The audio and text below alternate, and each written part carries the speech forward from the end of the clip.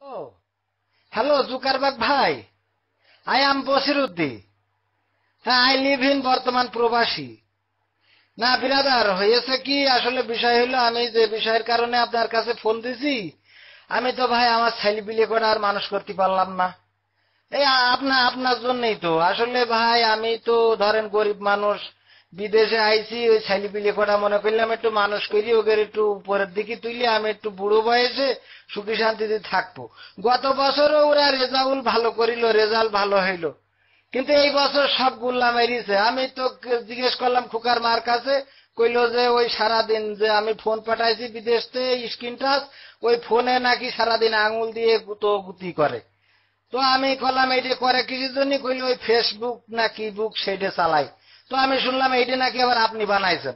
তা ভাই এই যে কি জিনিস বানাইছেন এখন, এই যে এর জন্যই একদম ছেলে বিলে বুড়ো বুড়ি কোনো জোয়ান মন কোনো বয়স টয়স লাগছে না, সবাই মিলে দেখছি এখন ওই ফোনের পরে সারাদিন আঙুল একবার উপর মুখো টানে, একবার নিচে মুখো টানে। তাই কি একটা সমস্যা ভাই, কোনো শৃঙ্খলা নেই, সময় নেই, ওক্ত নেই। আগে দেখতাম যে মনে করেন এই যে আমরা বন্ধু বান্ধব একসাথে এখানে থাকি, ওই কাজ শেষ করিয়ে গা গোসল ধুইয়ে নামাজ কালাম পড়তো, রান্দা বান্দা করিয়ে কুরআন হাদিস পড়তো একটু।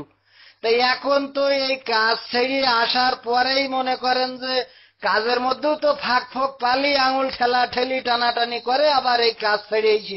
আমি দেখা যায় রাত্রি ঘুমোই রয়েছি, 3 ঘুম দিয়ে উঠে দেখি তাও আমাদের এই যে মফিজ, দেখি সেই আঙুল ঠেলতিছে টাইনতিছে।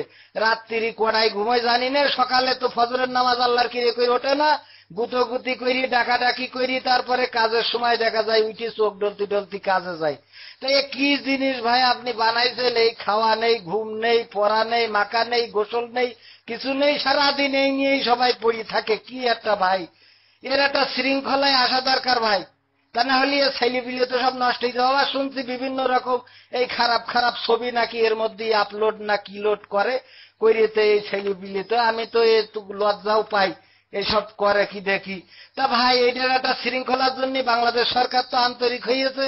ওই যে আপনাদের সাথে 10 তারিখে সিঙ্গাপুরি আমাদের প্রতিমন্ত্রী তারানারা হালিম তো আইসিতে ওই যে আলোচনা করবে। তো আমি বলছিলাম কি ভাই, আপনি যদি ওই বাংলাদেশের যে কারেন্ট, ওই কারেন্টের মতো একটা ব্যবস্থা করতে পারতেন, যে যাবে আসবে যাবে আসবে ফেসবুক, এরকম একটা লাইন হবে, তাহলে খুব ভালো হইতো। যে দেখা গেল যে চলে গেল, তো এখন ফেসবুকে লাইন নেই দেখে মনে করেন যে সবাই